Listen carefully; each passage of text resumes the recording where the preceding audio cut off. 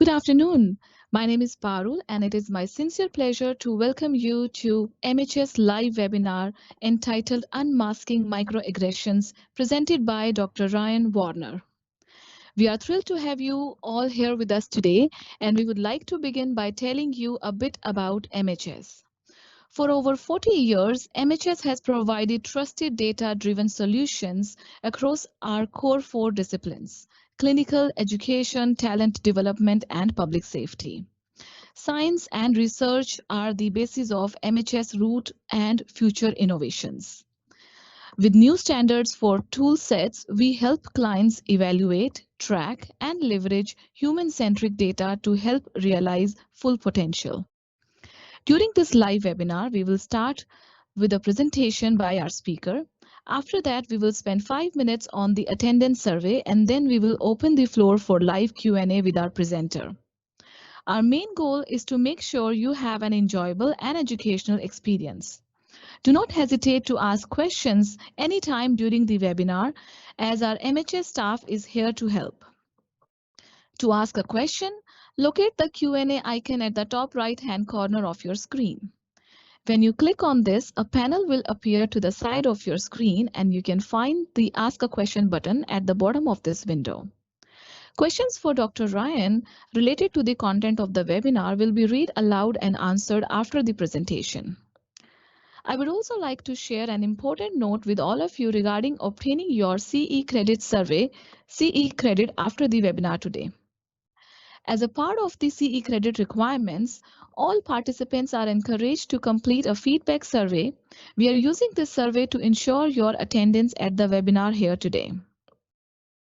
In order to satisfy this requirement, we have sent you an email that contains a link to the survey.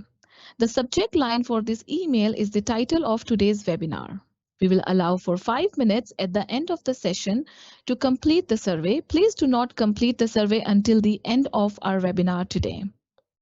If you have not received the survey email by the end of the session, and please send us an email at marketing@mhs.com so we can send it to you. Also, if you could not find the email in your inbox, I would suggest you to please check your junk folder as well. Once our survey has been submitted, you will be sent another email containing the link to access your CE credit certificate. Now, without further ado, it's my great pleasure to introduce you to our presenter today. As a globally recognized speaker, award-winning psychologist, published scholar, and military veteran, Dr. Ryan Warner is passionate about assisting teams with creating a culture of inclusion to maximize their potential. Dr. Warner takes an energetic and customized approach when speaking on topics related to responding to microaggressions in the workplace, building inclusive cultures, and promoting mental wellness.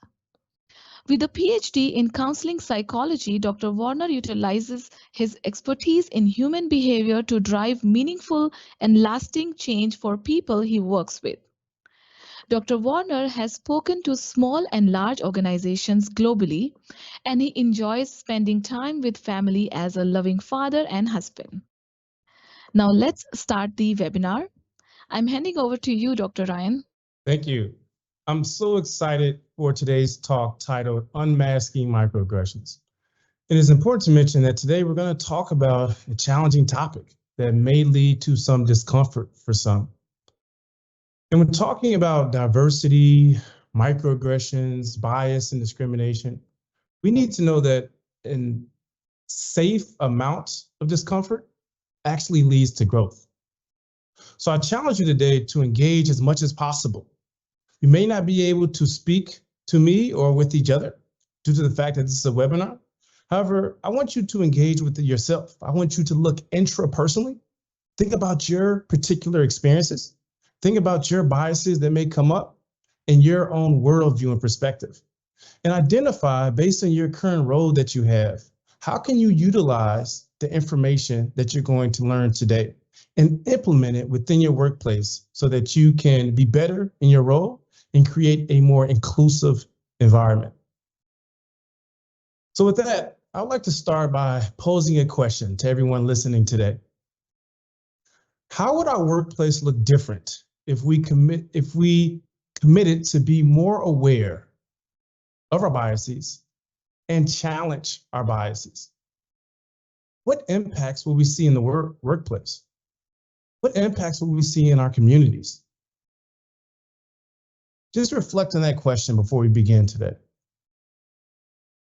And I know in the audience we have very diverse participants today. Some of you all may identify as HR professionals. Some may be psychologists, counselors, law enforcement professionals, or may come from different backgrounds. Therefore, it's important to give a disclaimer that I'm going to utilize a more general approach. However, it's going to be up to you to identify how you can take that approach, customize it, and utilize it in your life so that you can make your role better and also your environment that you work in better.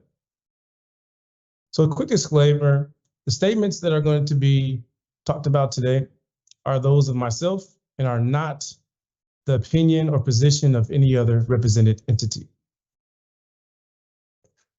It's important to mention that in 2019, MHS received recognition as a winner of the American Psychological Association's Psychologically Healthy Workplace Award. This esteemed accolade celebrated our commitment to employee involvement, health and safety, employee growth, work-life balance, and employee recognition. Therefore, today, when we talk about the topic of microaggressions and addressing microaggressions in the workplace, it aligns with the values that MHS earned through this achievement. And also, it's important for us as helping professionals, those who work with clients, whether that be in therapy or maybe engage in assessment, or work with community members in law enforcement or public safety. We need to recognize that we want to naturally and innately help others. And to do so, we need to mitigate any barriers that may arise. For instance, bias, discrimination, prejudice that may negatively impact our interaction with others. So today, think about that why for you. Why is understanding and addressing microaggressions and bias important for you, particularly in your current role? And how will you be better if you're more mindful and take a more intentional approach to address the biases that you may hold and the biases that may arise in the workplace? Again, some food for thought before we begin today. It's important to also acknowledge the agenda and objectives today. So part one, we're going to listen and learn. We're going to identify what does implicit bias even mean? And also, what are some impacts that implicit bias may have? And how is that related to microaggressions? Overall, microaggressions are defined as subtle, covert forms of discrimination directed towards marginalized groups. So it's important to keep that definition in mind today. After we engage in part one, we're then going to identify how do we act and respond when bias and microaggression discrimination comes up within our workplaces. What are some effective strategies to reduce perpetuating microaggressions? And also, let's talk about something called microvalidations. And how is that related to microaggressions? And how is that going to help us be intentional to create more inclusive workplaces? So now that you understand the organization for today, let's get into part one. We're going to listen and learn. I encourage everyone, if you have a notebook next to you, maybe pull that out, mitigate any distractions so that you can engage fully in today's experience. So to set the framework for today, let's talk about the Proffered Bias Reduction Theory and Training, also known as CBRT. And this framework provides a systemic approach to increase awareness, investigate the manifestations of bias, and reduce bias, prejudice, and racism. This framework will be utilized throughout today's presentation. The model begins by focusing on awareness of how individuals become affected with bias. It then investigates how bias gets activated and how it manifests. And then it touches on how do we then reduce the impact of bias so that we can create more inclusive work environments. And while raising an awareness of bias is a crucial first step, research actually suggests that it may not be entirely effective in producing long-term behavioral change. The limitations from these type of trainings stem from the deep-seated and often unconscious nature of bias, making them resistant to simply just promoting awareness. So we know that diverse equity inclusion trainings are sometimes ineffective if not done in the correct way. And today, by no means are we going to solve all the issues with racism and systemic racism, and everyone is not going to leave today significantly changed. However, the goal is to plant that seed and ultimately maybe motivate you to continue and engage in that education and that knowledge and that intentionality moving forward. So the framework talks about after you become aware of your bias, then we have to move from awareness to investigation of the manifestations of bias. Ultimately, we need to identify what triggers and activates our bias and prejudice, and how does it manifest in our day-to-day life? What do you do? How do you behave? How do you feel when someone says something culturally insensitive? For instance, if I say the statement, I know Black lives matter, but don't all lives matter?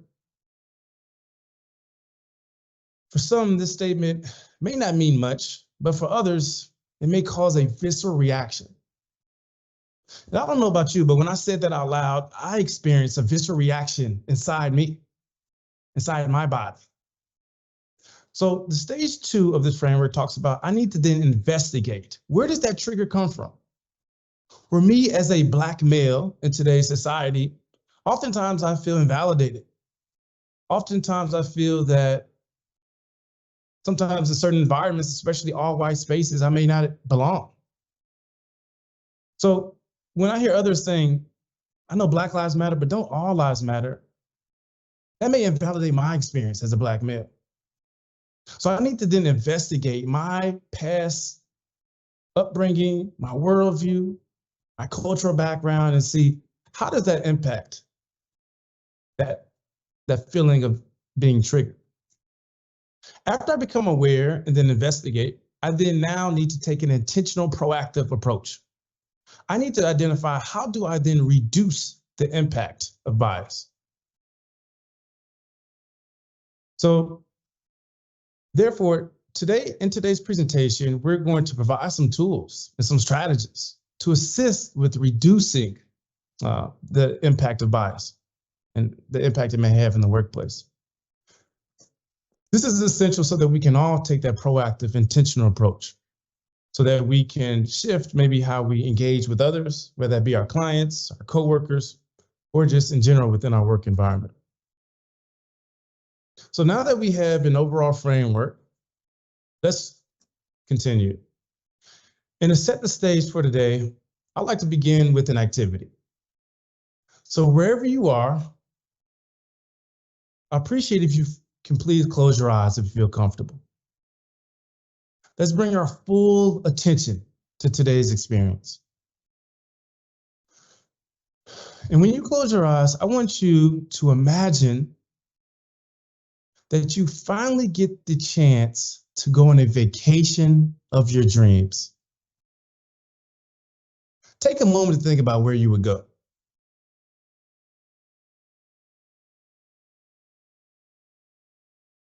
Imagine you are packing your clothes and you immediately rush to get to the airport. Once you arrive and check in, you run onto the plane and you were just able to make your flight in time before it took off. As you walk to your seat, there's a pilot at the front door and they greet you with a smile.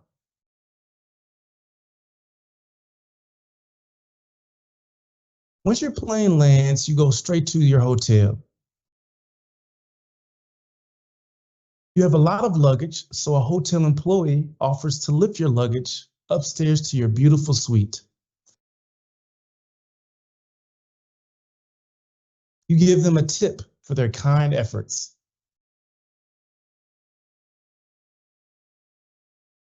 You then choose to go to an extravagant restaurant to eat lunch.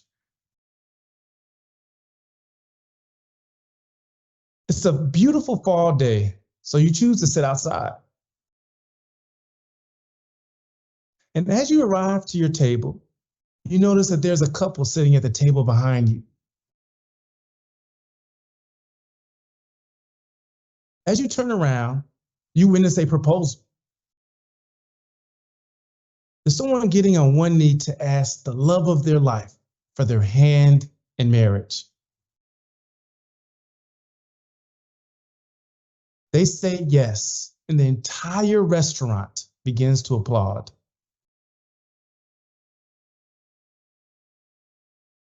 Seeing this special moment puts a smile on your face, and you walk over to tell the couple, congratulations.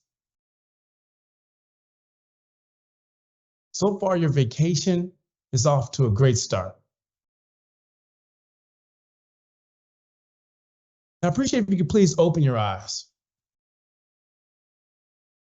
I want you to think about where you decided to go for the vacation of your dreams.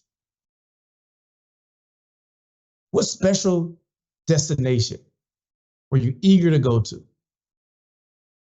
Maybe some of you all went to Paris. Maybe others went somewhere in the United States, maybe Los Angeles, somewhere sunny and warm during this winter we're having now. Maybe you all chose Amsterdam. Dubai is always on my list when I think about where I want to go for the vacation of my dreams. And I want you to identify the location that you decided. What makes you want to go to that location? Have you been there before? Is it beautiful weather, beautiful scenery?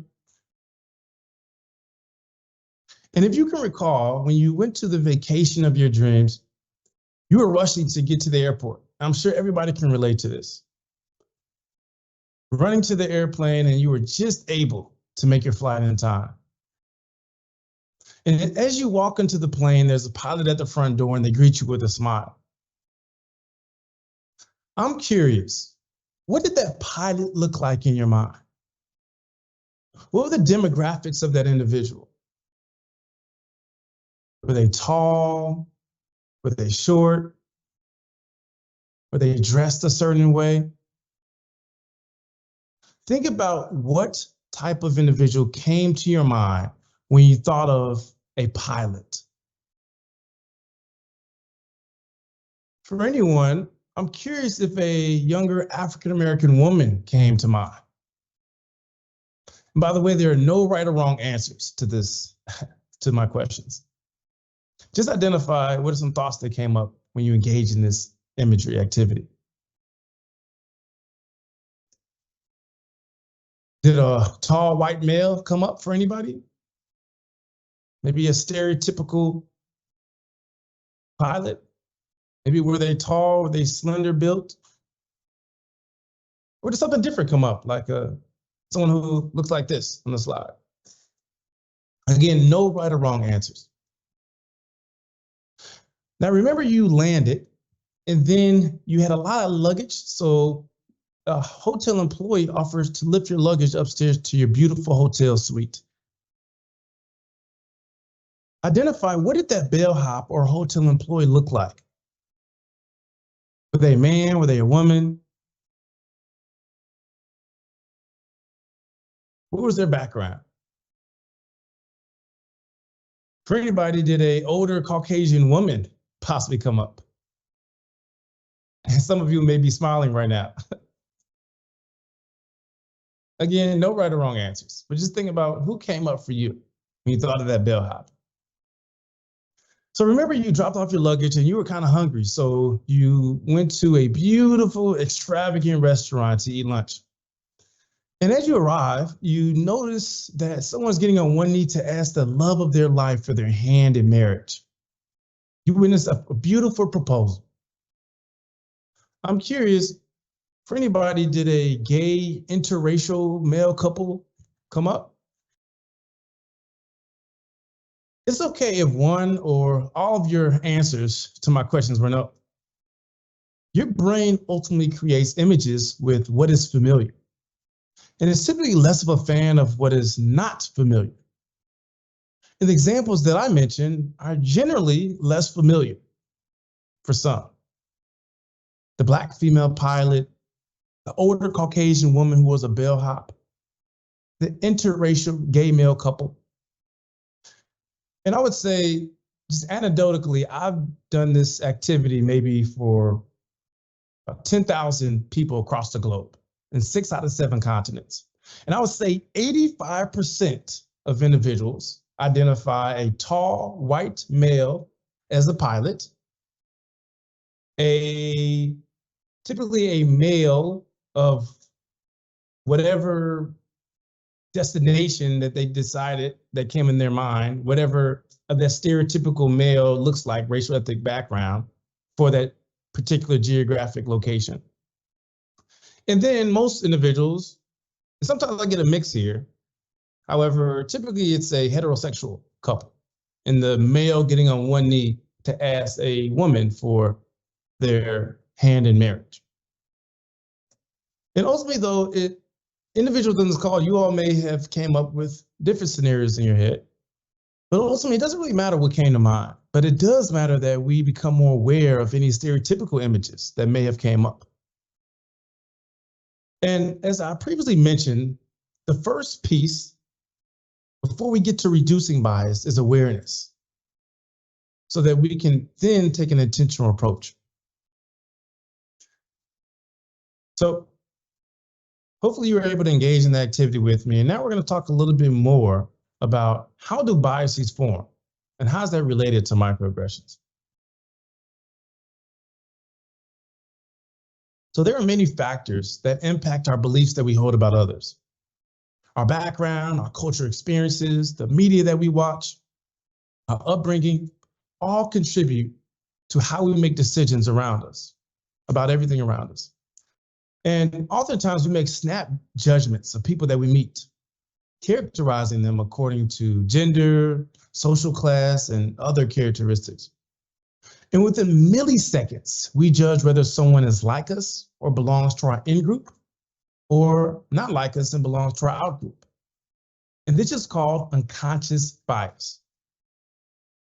Unconscious bias, also known as implicit bias, refers to our attitudes, perceptions, and stereotypes that influence our understanding, our actions, and behaviors when interacting with various identities. Implicit bias is present in almost everything that we do. For instance, think about the last time that you went to an in-person conference. A couple of weeks ago, I was actually in Austin, and I was there for a conference. And I know when I walked into that room that had 200, 300 people, the first thing that I did implicitly is identify who looks like me or who is someone that I know in this room. And I immediately gravitated towards those individuals, the individuals that I identify as in my in-group. In turn, that helped me feel more comfortable, right? And ultimately, in the moment though, I didn't really recognize that it was my bias taking over.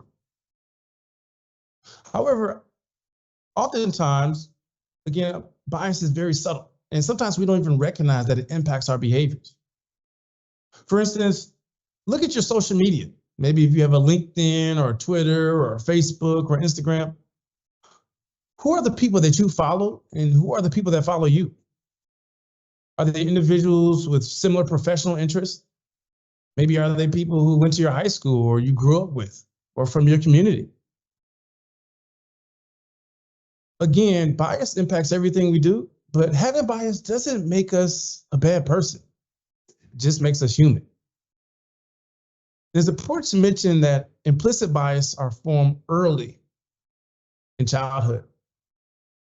Some studies show evidence that children as young as 6 years old are able to come up with various biases about their environment. And while biases are a natural part of the human experience, Acknowledging and understanding them is essential to foster positive interactions.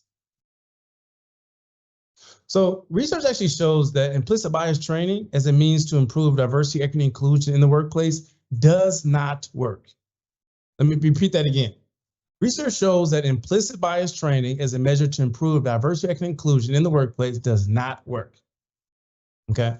And one reason this is the case is because it's difficult to change people's attitudes and behaviors with short-term educational interventions.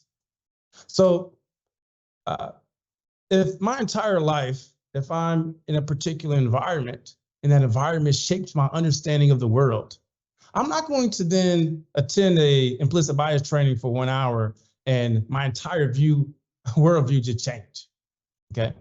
However, one well-established method of reducing intergroup prejudice and bias is simply to interact with diverse groups of people.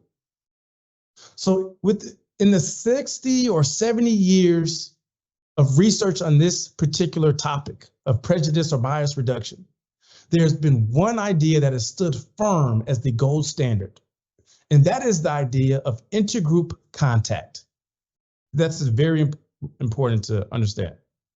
So for instance, research suggests that people who have more frequent interactions, for instance, with those of the LGBTQI plus population, and maybe they don't, that individual who has that connection does not maybe identify in that particular group. When they spend more time around individuals of different sexual orientations and backgrounds, then they actually show more favorable attitudes towards, for instance, gay men. Okay. And that actually is a way to motivate them to eliminate their internal prejudice or bias. So again, that's why I ask you all, who do you follow on social media and who follows you? Right now, just pull up your phone, look at your Facebook if you have a Facebook, right? Are those individuals, 80% of them, do they look like you? Do they come from similar backgrounds? Do they hold similar political views or perspectives? Okay. If so, then maybe it's time to actually expand our network. Again, when you go into that conference or you go into that meeting or you attend that conference that you haven't attended in a while, try to branch out. Try to spend time with others who may have different worldviews, different perspectives. And in turn, when you do that intentionally, deliberately over time, then that has shown to be helpful with reducing bias and prejudice towards certain groups. So I just wanted to share that, right? Because again, during this hour that we're talking today, the goal is not to totally change everyone's biases, but the goal is to plant that seed so that you can continue to grow upon that foundation. The next thing that we need to recognize, and the one thing that a lot of diversity, equity, inclusion type of trainings don't mention, is bias and power. This is very important to review. We need to know that power is not distributed, right, in an equal way based on our particular backgrounds, maybe our educational level, okay, the experience that we have in the working field, maybe our gender. Those facets of identity give some of us more power and some of us less power. So for instance, wealth, whiteness, citizenship, heterosexism, and education are a few social mechanisms through which power operates. So when we talk about microaggressions and perpetuating bias, we need to recognize as helping professionals, as those maybe in a position of power, maybe it's our leadership role, maybe it's our educational background. Our biases may have a significant impact on those that we're working with. Maybe we supervise others, okay? In turn, we have an obligation then to take an intentional approach to ensure that those biases, those prejudices, those microaggressions don't negatively impact interactions with others. So this is important to just reflect on. What power do you hold?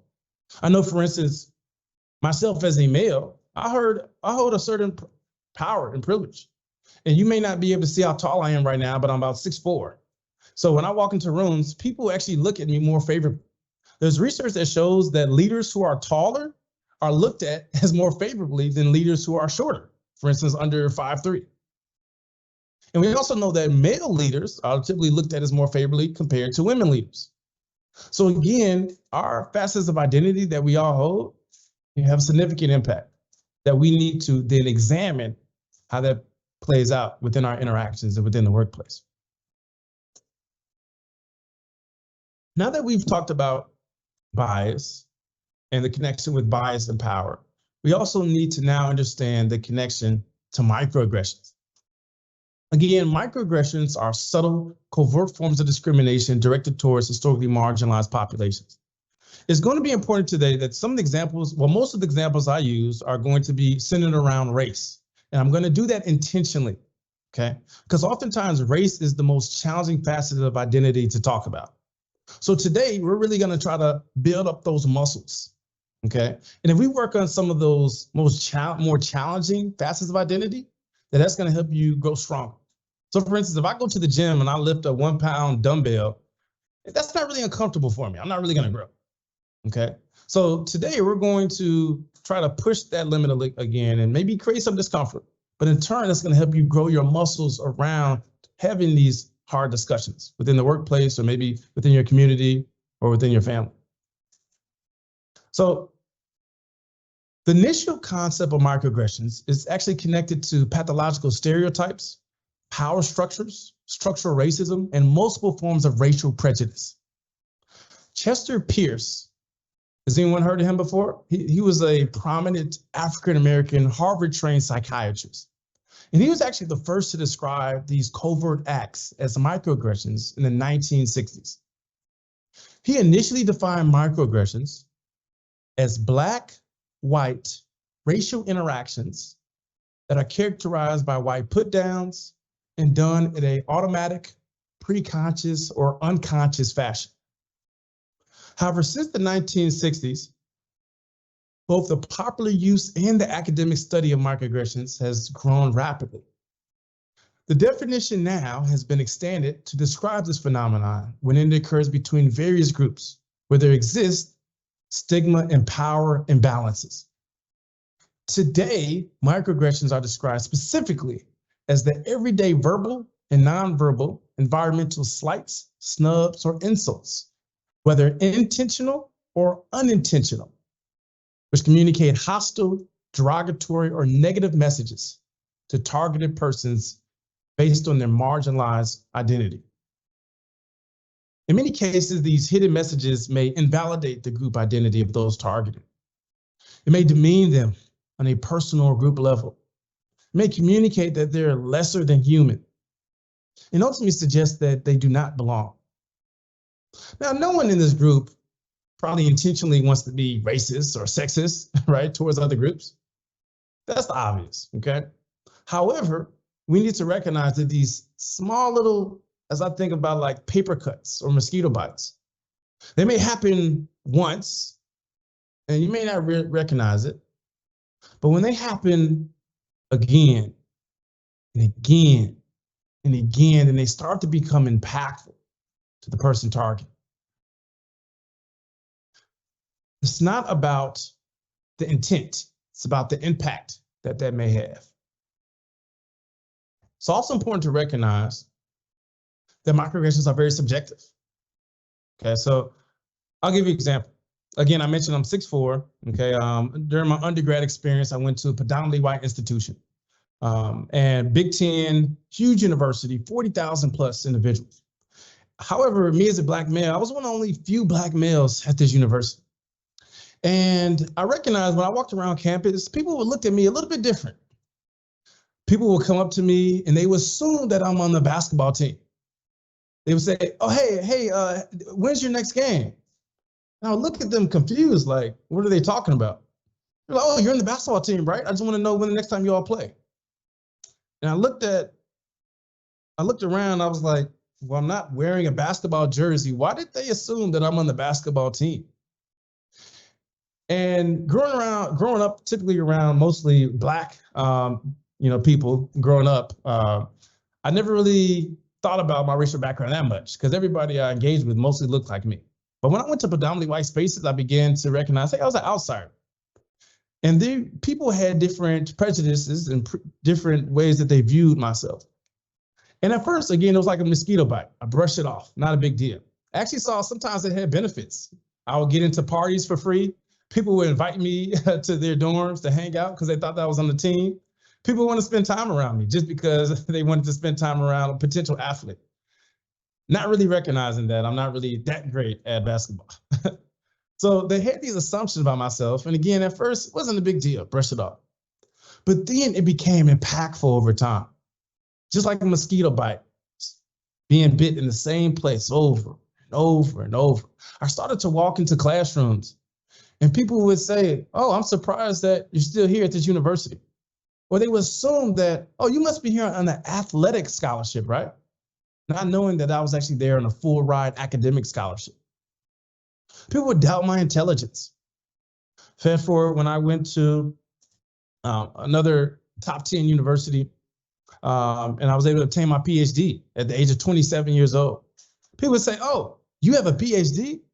I never really would have thought that at all. You don't look like someone who has their PhD, right? So experiencing these snubs again and again, you start to internalize that. You start to doubt yourself. You start to ask yourself, hey, am I really meant to be here in these places, in these environments? And I'm sure that a lot of individuals on this call can maybe relate to that.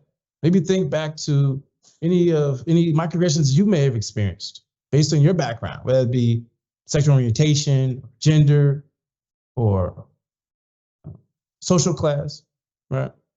And in turn, so we need to recognize that microaggressions can occur in different ways and look different for everybody.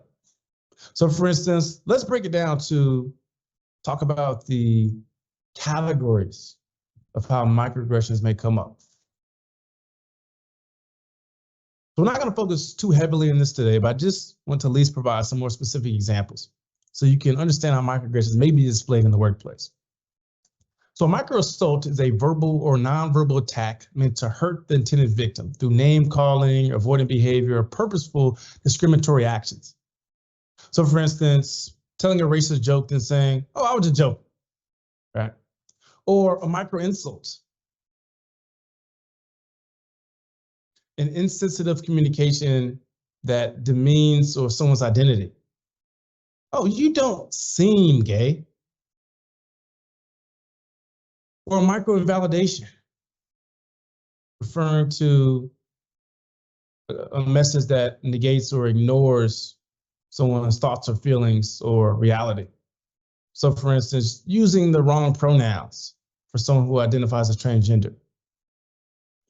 So these microaggressions, again, occur in different ways. And also, they're not only verbal.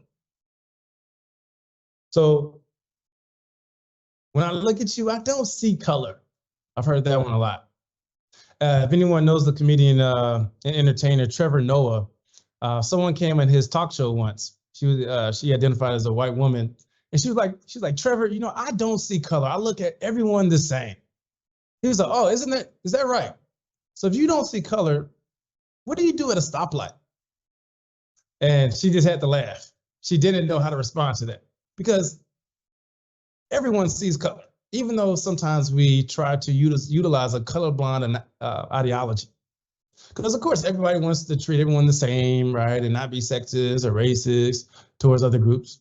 But also that may invalidate the experiences of people of color. When we say we don't see them, we don't recognize that they have unique experiences. Even though I identify as a Black male who has a higher degree, when I go out in the community or I go out into an inner city and I put a hoodie on and I wear jogging pants, right? The police, they come up to me just like they do anyone else. They don't see the accolades that I have or my educational background, right? I've been pulled over multiple times. I've been put in handcuffs for no reason, just because I was driving while Black, right? So these experiences we can't just ignore. And today we don't obviously have enough time to go into systemic racism and everything like that, but we do need to recognize that, white supremacy and systemic racism has significant impact that lays the foundation for these implicit biases, okay? So if anyone wants more knowledge and information, I could definitely feel free to pass that along. So let's look also behaviorally. Okay, maybe a group of male leaders go out on lunch and they don't invite the only woman that works in the workplace. That could be a behavioral microaggression. Environmentally, maybe I'm scrolling on a company's website and I see no one who looks like me. Or I assume that just because a coworker is older that they're not able to use certain technology. Or maybe I engage with someone differently just based on their background. To give another personal example, so my grandfather, he is about to be 94 years old. And every time I call him on the phone, I, for some reason, unconsciously start yelling. Hi, grandfather, how are you doing? Are you doing okay? I start to speak very slowly and I raise my voice. And he said one day, he's like, hey, Ryan, I'm old, but I'm not deaf. You don't have to scream. I can hear you just fine.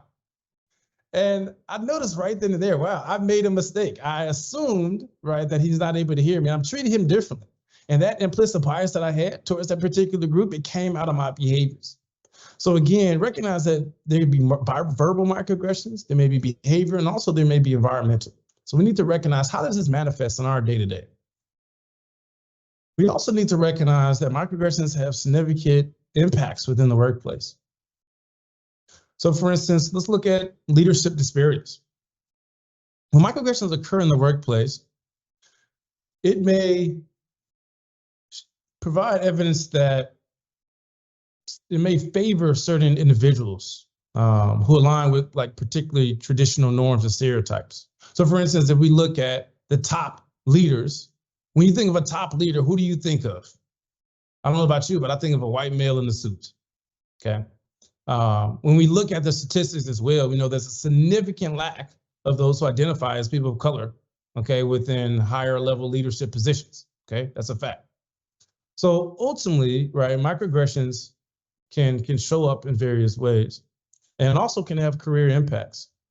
So for instance, when microaggressions occur on an ongoing basis, it can impact individuals' confidence, okay?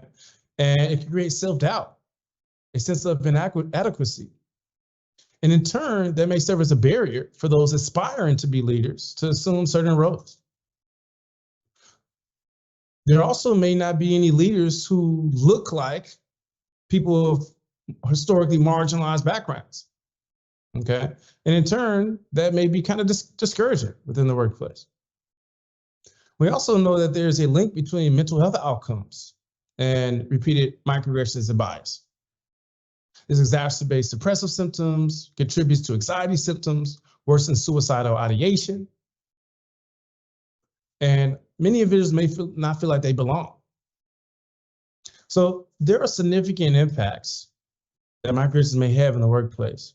Therefore, hopefully that continues to motivate us to look within to identify how are maybe we contributing or how are we not supporting, inclusive workplaces. I also want to mention that we need to not only think about interpersonal, okay, an interpersonal perspective when we talk about microaggressions.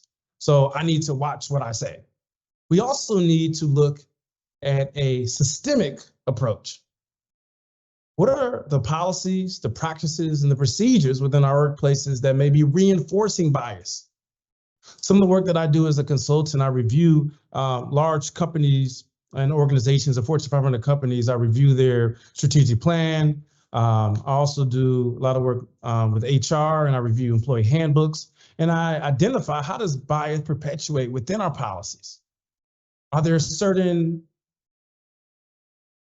dress codes for certain individuals, but not others, right? Could be an example. So just recognizing that bias does not only show in a verbal way, it also shows systemically. And then also it shows intrapersonally, how it comes up in my thoughts and my emotions and my behaviors. So recognizing that link is essential.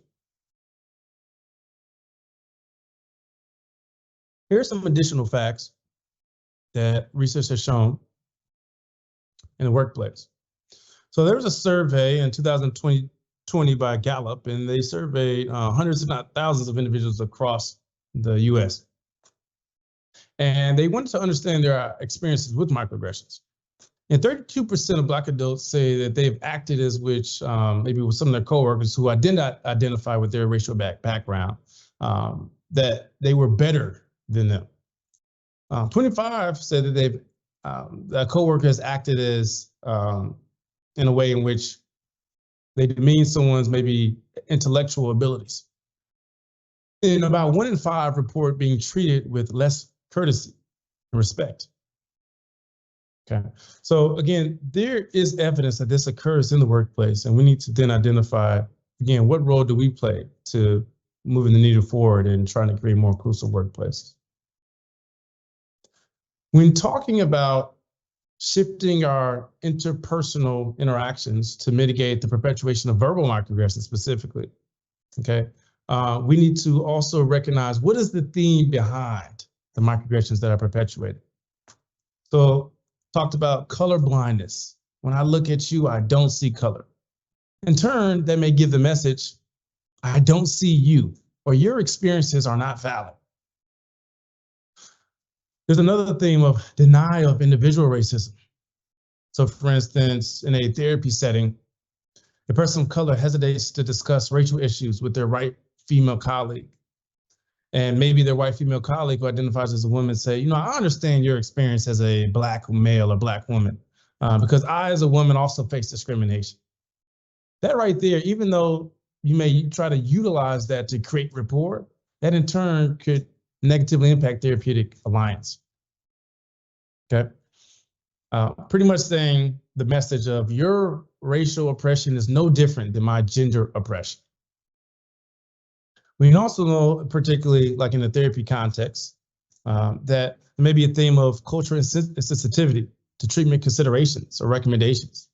So for instance, using the same approach for everybody, despite the different facets of identity that may hold. Okay, or saying, hey, you should just do this behavior differently.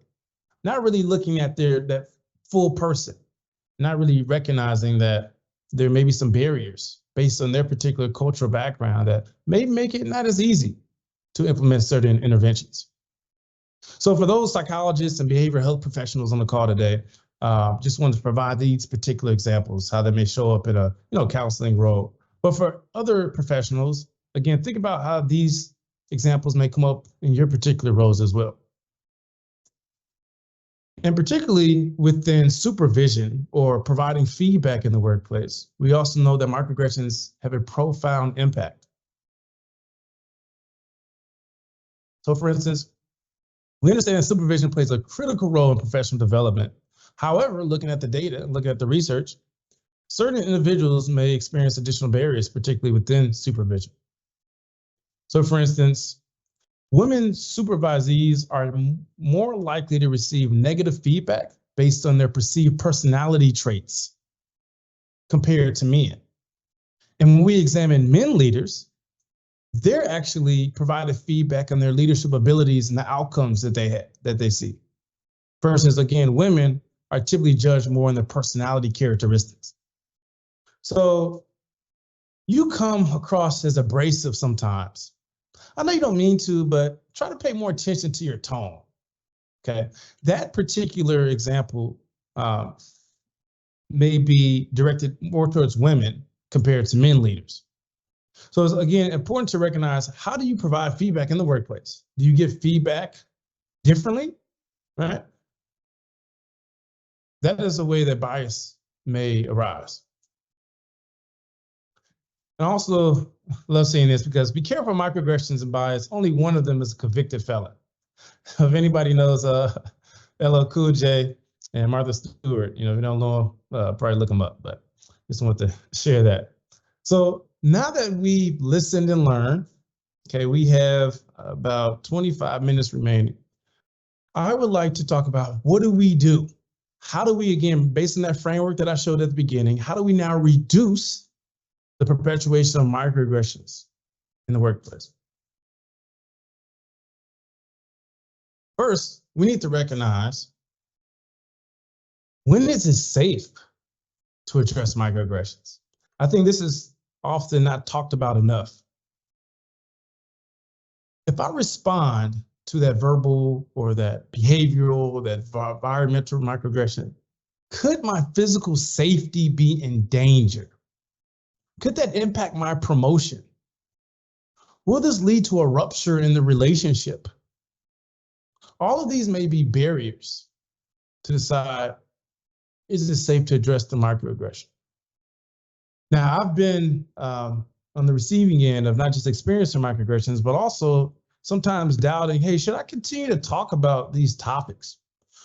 After the killing of George Floyd, there's a lot of organizations that went to do a lot of diversity, equity, and inclusion training. And I remember doing a talk about microaggression and implicit bias, and maybe there were like, I think, 3,000, 4,000 people in the call. And after, I checked my social media, and I had death threats in my social media direct messages. And sometimes I question, hey, should I continue to talk about this? Because there's obviously going to be different opinion, especially talking with a large audience, even though I provide data, statistics, and evidence-based research to back up everything I say.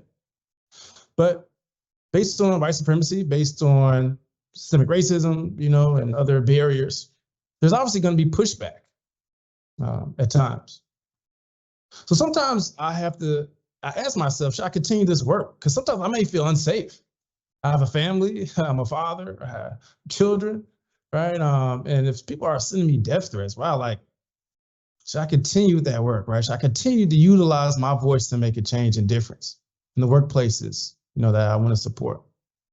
And obviously I'm talking to you today, so I did decide that I want to continue this work. But again, sometimes based on the position that we're in and the resistance that we receive, sometimes it may not be safe. So it's important to just identify those barriers that may come up for you. In your workplace, it may not be that extreme, but it may be, hey, if I bring this up to my supervisor, hey, this person is responsible for my promotion, right? Maybe I feel like I'm going to lose my job. Maybe I feel like I'm not going to get promoted. I'm not going to get that opportunity that I deserve. Okay. So I do recognize that it's not as easy as just stepping up and saying something, but also like to say a quote, and it goes like this. Silence is compliance and only enhances and encourages injustice in the world. So I'll say it again. Silence is compliance and only enhances and encourages injustice in the world. Even though being silent is easier, even though avoidance is natural and easy for all of us to do, we have to recognize, how can we speak up and say something? Maybe it's not verbally, but maybe it's engaging intrapersonally in my own bias. Hey, how can I learn more? How can I watch a new Netflix video or movie about, hey, it's Black History Month, right? It's February. Let me watch a new movie about the history of racism in the society, okay? Let me look intrapersonally. Maybe I need to go to my workplace. Maybe I'm a leader. I need to look at the policies so I can try to shift that those systemic barriers. Or maybe interpersonally, I need to be more mindful how I'm engaging with others and maybe spend more time around people who don't have the same experiences and worldview as myself, okay? So there's ways that we can step up. And I encourage you, every single one of you listening today, to identify what is that one step that you can take to move forward, okay? So after you identify is it safe for you to address? Now, interpersonally, let's talk about some practical action steps that we can take. This particular framework is called Dr. Dana Crawford created this framework, and it's called the Let Up model. Let Up stands for listen, empathize, tell your story, understand, psychoeducate. And ultimately, this is a model that can help us be able to respond to microaggressions in the moment, especially in a fast-paced workplace setting. So let's go through this model. Let's use an example. So let's use an example where a colleague makes a microaggressive comment, let's see, towards an Asian American colleague, maybe by asking them, where are you really from? Maybe individuals on this call maybe heard that before, asking an Asian American, hey, where are you from? And they say, hey, I'm from Los Angeles. No, where are you really from, right? So upon listening or hearing this colleague's question to maybe an Asian colleague, first thing you need to do is listen, okay? Not just verbally listen to what is said, but also listen intrapersonally. Look within yourself, okay? What are some physiological triggers that may come up? Maybe you notice that sense of discomfort inside. Maybe your heart is beating fast. Maybe you know muscle tension is coming up. First thing to do is look at intrapersonally and listen. What about that remark triggers you and why? The next thing to do is empathize. By acknowledging or expressing understanding of the potential discomfort or frustration that question may have triggered, reflecting your own internal thoughts, taking into account your values, your morals, and any personal experiences related to your cultural identity. Try to empathize, right? And try to recognize that, hey, this may have probably hurt that colleague. Now, the next thing to do is engage in self-disclosure. Tell your story. In addressing the colleague's microaggressive statement, you might share a personal perspective through strategic self-disclosure. For example, you could say, I've experienced situations where assumptions about my background were made. I can't imagine, though, what you're going through. I'm here to support as needed, right? That could be a way that you engage in self-disclosure. You're empathizing with that individual, and you're telling your story as well to normalize that experience. Next thing we need to do is understand. We need to understand that the cultural dynamics at play and the potential discomfort that may arise based on these insensitive remarks. So engaging in that knowledge, engaging in continuing education is essential. What's the history behind that? Why is that comment even so impactful to some? Okay. Improving your knowledge is key. And lastly, psychoeducate. Provide some education. So for instance, sharing information about, hey, that may be a microaggression, or you may have not had ill intent, but to some that may be harmful. And here's why. Okay. Being able to provide that education is also important to respond in microaggressions in the moment. So by applying the let-up framework and responding to your colleague, you create an opportunity for dialogue, opportunity for empathy, and opportunity for education, okay, to ultimately contribute to a more inclusive and respectful workplace environment. So I want to provide this let-up model for everyone, and that'll be a great way that you can respond. Now, what about when we make a mistake? Remember when I talked about that microaggression that I said to my grandfather, and I started to yell really loud, assuming that he could not hear me? First thing I need to do is try not to be defensive. Okay, so when he called me out on it, and obviously I know that every microaggression, someone may not call you out. Therefore, it's important to just be mindful of behavioral cues and how that person, responds. But in a situation in which, someone has called you out, number one, try not to be defensive. Okay, so again, no one wants to intentionally harm someone else. And these are often unintentional remarks towards others. However, defensiveness may be the biggest trap people fall in when a microaggression is pointed out. Instead of making excuses for what you did, right, try to acknowledge your biases. Acknowledge the fact that you may have been unaware that they may have been impactful. Then maybe try to engage in some clarification about some statements that may be misinterpreted. Ultimately, being able to be open to dialogue, to learning from another person's perspective shows that you have a growth mindset. And in turn, when you intentionally engage in these efforts, you're going to be able to bring that implicit bias, what's underneath the surface, to your conscious awareness a little bit more. Here's some other ways that we can respond to microaggressions in the moment. So I think a couple of years ago, I was on the going to a vacation of my dreams. I was going on a cruise. I went to the Bahamas and went to a lot of other cool places. And I remember I went to the airport and I was dressed in a Nike hoodie and I had the latest basketball shoes on. And someone randomly just ran up to me. And he was like, hey, sir, can I get your autograph? And I looked at him like, what are you talking about? He's like, oh, you're in the team, right? I see you got the jersey. I see you got the, hoodie on, and you're in the on the basketball team. And right then and there, that microaggression, I've experienced this before in college, but this is my first time experiencing after college. And again, random person, didn't know this person at all. So I responded to them. I said, oh, I'm curious, what made you think that I'm on the team? Right then and there, I recognized that they had to then engage in some interpersonal dialogue with themselves. And they were like, oh, sorry, I was just assuming, right, you were dressed this way and you're tall, and they didn't know how to respond. They started fumbling over their words. However, it wasn't confrontational at all.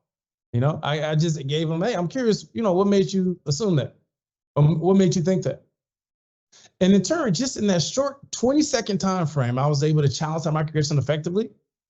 And it was no significant conflict or confrontation. So oftentimes, sometimes when we respond to microaggressions, our fear is, oh, we're going to rupture a relationship, or we're going to cause harm, or it's going to be some type of conflict. And of course, nobody wants to, a lot of us may not want to intentionally engage in conflict with others. So we're going to naturally avoid. However, if we respond using what we see in the slide, asking for more clarification, acknowledging, maybe the feelings behind the statement, and also on the next slide, being able to express your feelings, challenge the stereotype in an effective way. These are maybe effective strategies. Again, depending on the relationship that you have with that person, you may utilize one of these techniques over the other. However, these could be effective at helping you directly address microaggressions. So expressing your feelings, let's talk about that one really quick. When you said that statement, about Asian Americans, I felt kind of uncomfortable. Right there, I engaged in self-disclosure. I used part of that let-up model, okay? And maybe if I have a close relationship with that person, now we can engage in some dialogue. Or actually, in my experience, I've noticed the opposite. I've noticed X, Y, Z, right? Being able to provide additional information to psychoeducate that person, provide information and education, that maybe their stereotype or bias or prejudice remark may not be fully accurate, okay? So again, these are practical action steps that we can take. Let's go back to what was talked about at the beginning of the presentation. Awareness, investigate, and now we have to reduce. And another way to reduce the perpetuation of microaggressions is micro-validations. This is one way in which we can maybe counteract the impacts of microaggressions. So we not only need to focus on how to respond when microaggressions come up interpersonally, but also let's take a proactive approach instead of a reactive approach. Micro-validations are defined as subtle yet powerful affirmations, acknowledgments, or expressions of understanding that validate an individual's experience, identity, or emotion. These micro-validations or micro-affirmations can be nonverbal or verbal. And unlike microaggressions that may unintentionally marginalize or undermine someone, micro-validations intentionally contribute to a positive, inclusive, and interpersonal environment. So these are powerful for a couple of reasons. Number one, microaggressions may mitigate bias, okay? So instead of saying, I don't see color, I'm instead saying, hey, no, I see you. I see, that I see your particular different background or experience and how they may, come to the table. So for instance, as a clinical psychologist, when I'm engaging with very high-performing individuals, maybe in a therapy setting, I point out the fact, hey, I'm a male and I may be working with a woman who experienced trauma, for instance. I'm going to point out the fact that I'm a male, and sometimes my experience may be triggering for you because I see that you are a different gender background, right, than myself. And I'll bring that to the table, and I will have a conversation about that. And I'll say every time I do that, I bring up those facets of identity in an appropriate way, okay? Typically, I get a lot of positive feedback and say, well, I really appreciate you for sharing that. I really appreciate you for actually acknowledging my particular experience and background, okay? This may ultimately build trust and rapport with that individual. We also know that it can boost confidence, productivity. So micro-validations can positively impact an individual's confidence because when they feel validated and appreciated, then that may motivate them to ultimately engage in the mission of the organization better and improve their performance. And they're going to have increased job satisfaction when they feel validated in a firm. So recognize that these micro-validations are very powerful. Let's talk about how to implement them so that we can counteract. Again, this is one strategy to counteract the impact of microaggressions. Number one, acknowledge presence. So for instance, women of all racial ethnic backgrounds and Black and brown men, based on the literature, based on the research, are often assumed to be of lower status in a variety of professional settings, okay? And oftentimes when they enter a room or speak, they are often greeted with silence, not given full attention or interrupted. So one way to implement micro-validations could be, I appreciate that comment. Your insights have not gone unnoticed. Thank you for contributing meaningfully to our conversation. That could be a way in which we're acknowledging presence. We also know that validating cultural identity is important. So again, instead of taking a colorblind approach, we need to say maybe, hey, I appreciate the diverse experiences that we all bring to the table. This enriches, our collaborative efforts. Because oftentimes, people navigate the world, of different intersection identities. So for instance, a white person, a woman, a parent, a CEO, all of these facets of identity we bring to the workplace. However, marginalized identities are often dismissed or minimized, okay? So therefore, if we acknowledge that there's diverse experiences, diverse backgrounds at the table, okay, then that'll be a way to validate cultural identity. On this slide, we have some other ways as well to engage in micro validations. I want to also talk about hold people to high standards. Okay, so number 4. So people, based on the literature, people in non-dominant groups are often held to lower standards in subtle ways. They are steered towards low-level tasks, their work is micromanaged, and they are given feedback based on negative group stereotypes. And these microaggressions can seed doubts about someone's skills and potential. So instead, we need to hold everyone to a higher standard and maybe say, hey, I believe in holding each other to higher standard because I know that's where our collective potential lies, right? So again, just because someone identifies maybe as a person with disability or maybe someone older age, that doesn't mean we shift expectations of them. Okay, so that's also gonna be important to validate their unique experiences. Now, this is really important to also keep in mind. When can microvalidations lead to microaggressions? So microvalidations, when not executed with genuine intention or sensitivity, can actually lead to a worsened outcome. So for instance, offering praise for someone's achievements with an underlying tone of surprise or disbelief can actually diminish the validation and create a subtle form, of microaggressions that may arise. So for instance, saying, wow, your presentation was so articulate. I didn't expect someone from your background to be so well-spoken. While that intention may have been to acknowledge an individual's communication skills, there's a lot of underlying assumption, okay, in that phrase. So using the phrase, I didn't expect, that can inadvertently convey surprise based on someone's preconceived notions. Okay, so it's essential to offer validations without perpetuating stereotypes or making assumptions about someone's capabilities based on their identity. So thus far, we've become more aware of some biases. We've engaged in activity. We've tried to also investigate where those biases may come from and how the biases link with power and how the biases are linked with microaggressions. We talked about how to act and respond when we witness or experience microaggressions in the workplace. I want you all to now reflect. What are you going to do differently? How can we ensure that you just did not waste over an hour of your time today? Okay. How can we not just make this another check, got my CE?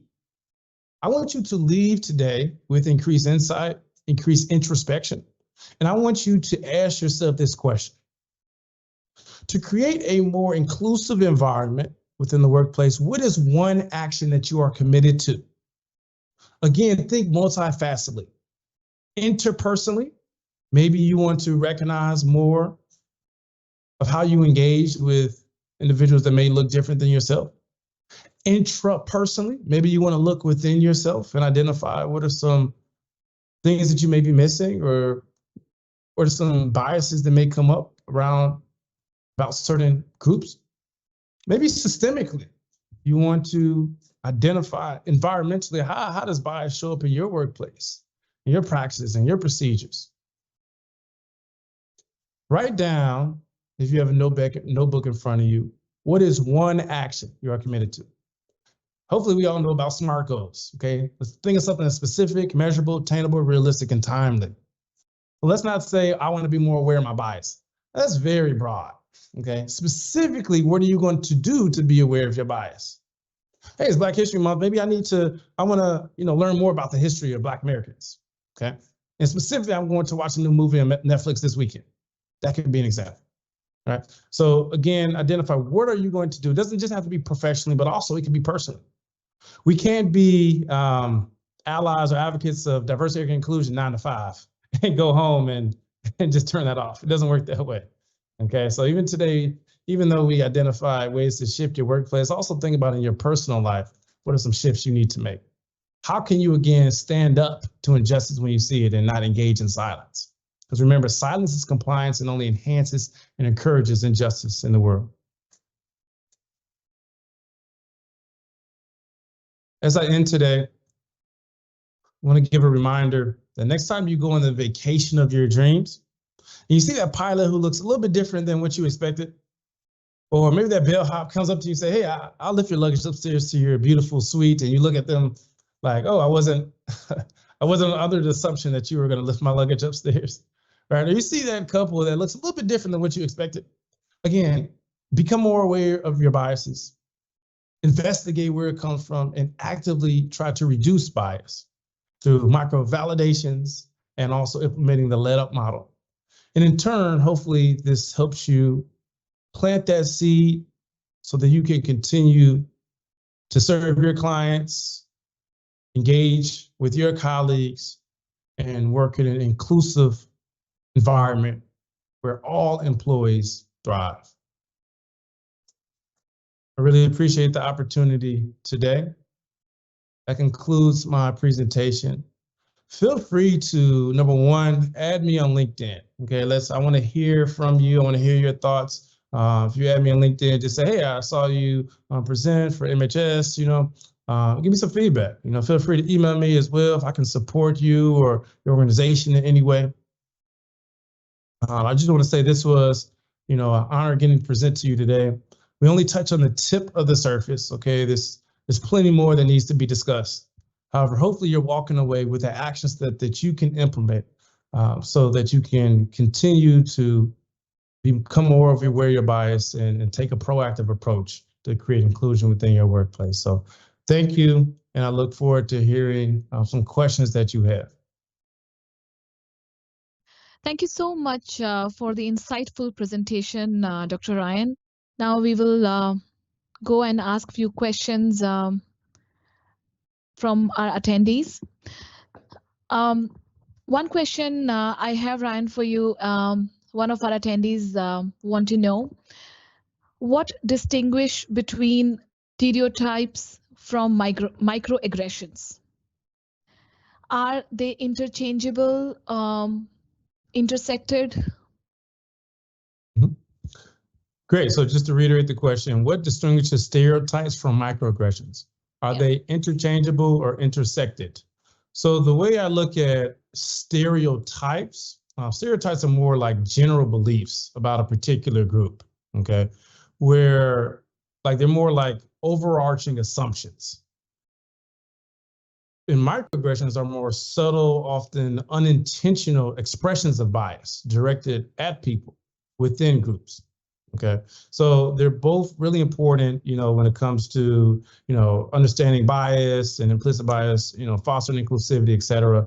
But again, stereotypes are more overarching assumptions, and microaggressions are more unintentional acts. Okay, however, stereotypes may inform, microaggressions. All right, so for instance, if I feel that, I don't know, Black people with hoodies on at night are dangerous, okay, if that's my stereotype, then my microaggression would be, oh, I'm going to walk across the street. That could be a behavioral microaggression because I might get robbed. Okay, so that's how that stereotype then informs my behavior, which in turn turns into a microaggression. Thank you for answering that. Another question we have: why do we call them microaggressions and micro-validations? Why not just aggressions and validations? Yeah, so there could definitely be times in which microaggressions could be in a thin line between being overtly aggressive, but they're called micro, right? Because they're very subtle, they're very covert, they're very underneath the surface. They're like, oh, like when I experience microaggressions, sometimes I don't even know in the moment that there's a microaggression. So when they say, oh, I never would have thought that you have your PhD, it took me a while to think about what they meant by that. Like, what does that mean? I don't look like a person who's educated, right? So it takes me sometimes it doesn't hit you till later as a microaggression because it's very subtle. Versus like just an overt aggression would be maybe overt racism or overt sexism, something like that, right? So that's a little bit more apparent on the surface. Great question. Thank you, Ryan. And there is one more question. I'm not sure if you have the information right now, or you can let us know later on. Someone wants to know, what are recommended resources to explore more about intergroup contact? Mm-hmm. So I think that question probably comes from what I talked about, intergroup contact, referring to interactions between individuals or members of different social groups, right? So there's research to show that gold standard is the main thing that actually helps the most over time, right? And not just a temporary fix, is spending time with, individuals different than yourself. And in turn, that reduces bias over a long period of time, right? So there's research on that. If you email me, ryan@rcwarnerconsulting.com, then I can send you maybe some studies. Yeah, that will be so helpful. These were the questions from our attendees, and thank you so much again for the informative presentation today, Ryan. As a reminder, I want to let the attendees know, if you do not fill out this survey, you will not receive a link to generate your CE credit certificate. If you run into any problems or need any assistance, please reach out to us via email at marketing@mhs.com. I would like to thank all our attendees who joined us today. If we did not get your questions in this webinar, please send us an email at marketing@mhs.com and we will get back to you. As a reminder, you will receive a copy of webinar recording in next 7 to 10 days. On this note, we are at the end of the webinar, and I wish all of you a very nice rest of your day. Thank you, Ryan. Thank you.